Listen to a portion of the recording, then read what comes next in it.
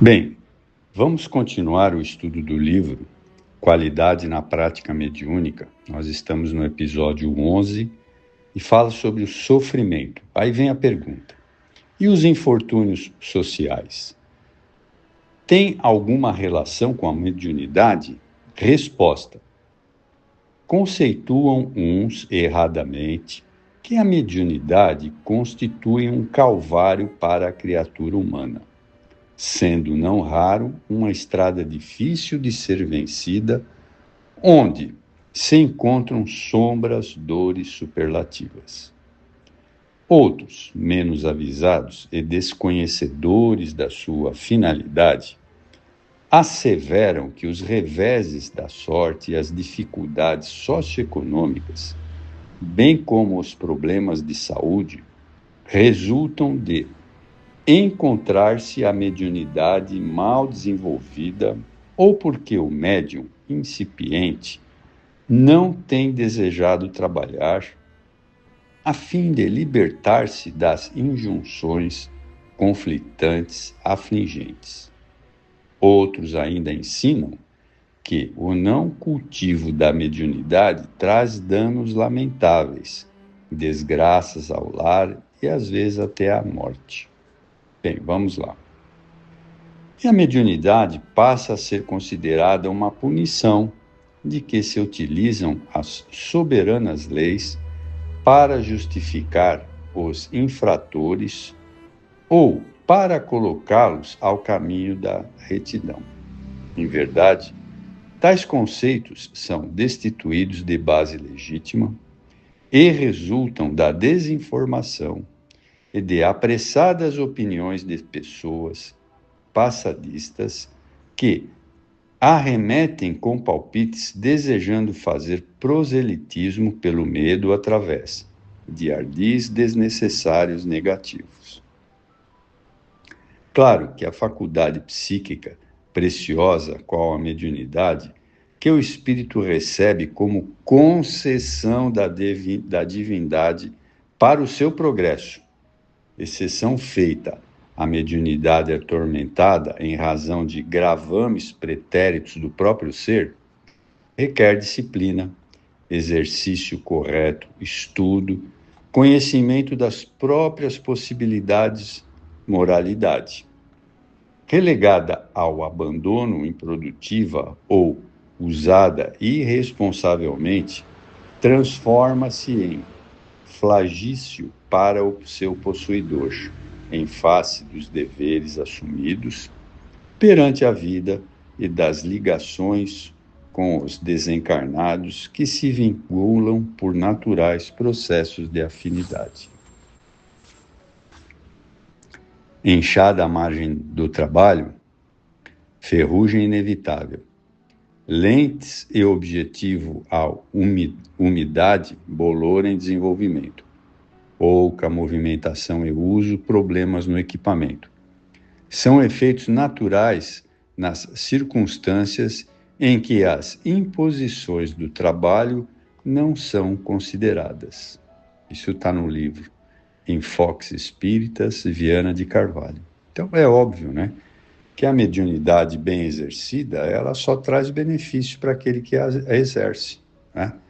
Agora, se a pessoa não estuda, se ela não faz as coisas como a gente aprende na doutrina espírita, é óbvio que ela vai ter problemas, né? Então, aí a mediunidade se transforma num problema. Mas, via de regra, se você utiliza a sua mediunidade de forma correta, só benefícios. Aqui vem uma outra pergunta. A outorga da mediunidade de prova está relacionada com os sofrimentos a expungir por parte do médium na existência física? Aí vem a resposta. A faculdade de prova, conforme muito bem a conceituou o codificador, geralmente é a experiência ditosa a cujo exercício a ser alçada das baixas vibrações para as faixas superiores da vida. As dores e dificuldades a vencer não decorrem do fato mediúnico, mas antes dos débitos do médium, efeito da sua leviandade, invigilância e ações negativas, que ora lhe pesam como justa carga, que se deve liberar como as demais criaturas mediante esforço, sacrifício, renúncia e amor.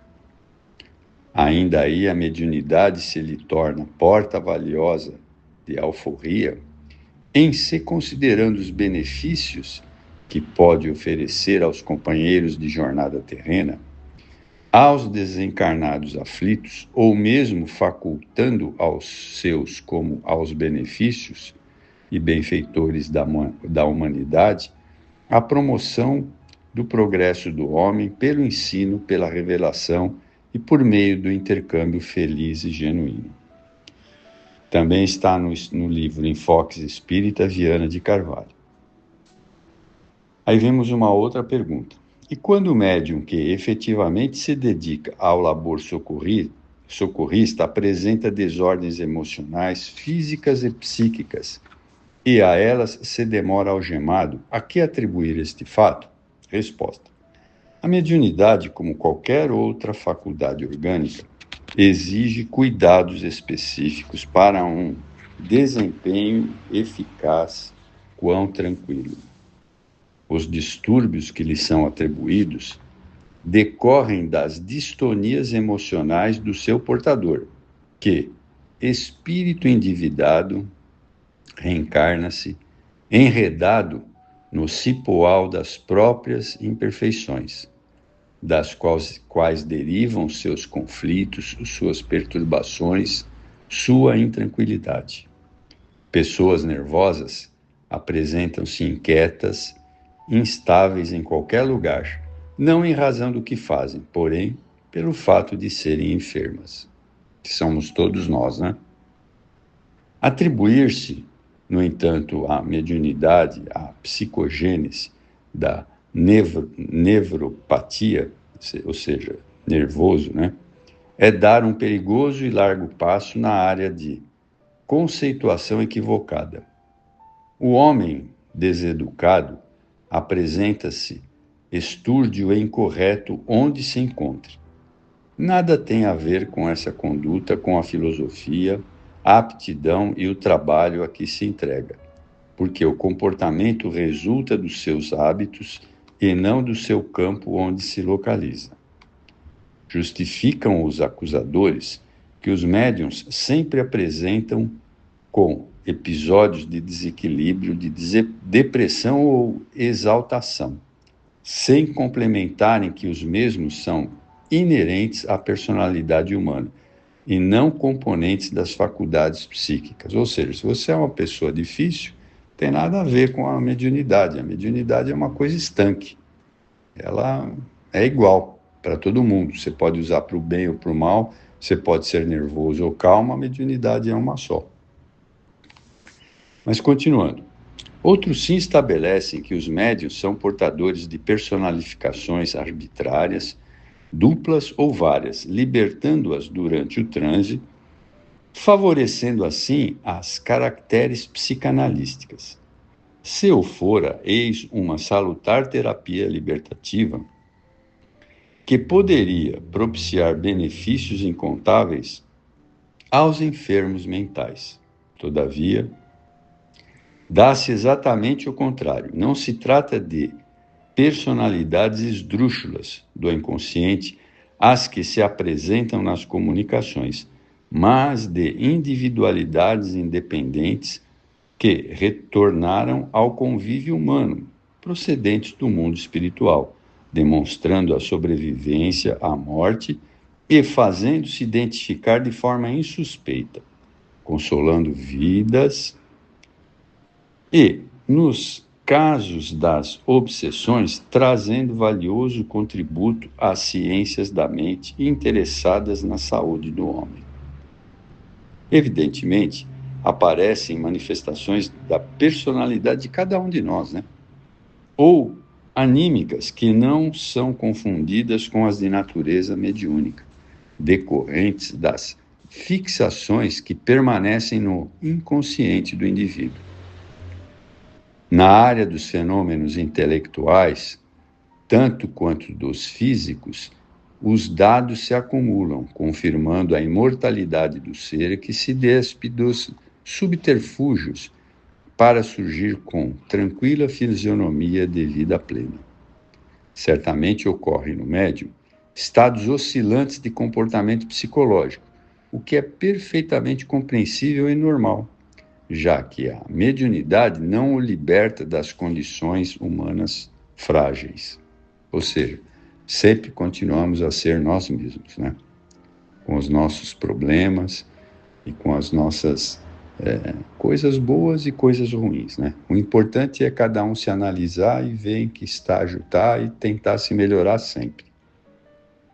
A intervenção espírito-matéria, cérebro-mente, sofre influências naturais, inquietantes quando se lhe associam psiquicamente outras mentes, em particular aquelas que se encontram em sofrimentos, vitimadas pelo ódio, perturbadoras de rebeldia, de desequilíbrio. A tempestade vergasta a natureza, que logo se recompõe passada a ação danosa. Também no médium, cessada a força perturbadora atuante, desaparecem-lhe os efeitos perniciosos. Isso igualmente acontece entre os indivíduos não dotados da mediunidade ostensiva, em razão dos mecanismos da sintonia psíquica. Na mediunidade, em razão dela mesma, a ocorrência cessa em face dos recursos de que se faz objeto, ensejando um intercâmbio lúcido e um diálogo feliz com o agente causador da desordem transitória. O estudo e a prática do Espiritismo são o único antídoto para tais perturbações, pelas orientações que proporcionam e por penetrarem na tessitura da faculdade mediúnica, esclarecendo-lhe o mecanismo e, ao mesmo tempo, dando-lhe sentido e direção. Independente da escola de pensamento, da fé e do credo, a mediunidade incita no homem, merece ser educada pelos métodos espíritas, a fim de atender às nobres finalidades para as quais se destina, como instrumento de elevação do seu portador e de largo benefício para as criaturas humanas, né? Não há problemas decorrentes do exercício saudável da mediunidade. Também está em Médiuns e Mediunidade de Viana de Carvalho. E para terminar, outras explicações sobre o sofrimento daqueles que se dedicam à mediunidade. O médico, o enfermeiro, o assistente social, o servente hospitalar, instalados nos serviços de socorro aos enfermos, respiram o clima de angústia e dor entre expectativas e ansiedade. Assim também no campo da assistência mediúnica, aos sofredores o fenômeno é o mesmo. Quem serve participa do suor e do serviço. Quem ajuda experimenta o esforço do auxílio que oferece. Quem ama sintoniza nas faixas do ser amado, aurindo as mesmas vibrações. Liberta-te do receio pelo trabalho. Faze asepsia mental pelo estudo e pela abnegação e prossegue. Isso está no livro Dimensões da Verdade, Sofrimento na Mediunidade, de Joana de Ângeles. Bom, assim nós terminamos mais essa fase. Eu espero que tenha sido proveitoso para todos vocês. Muito obrigado.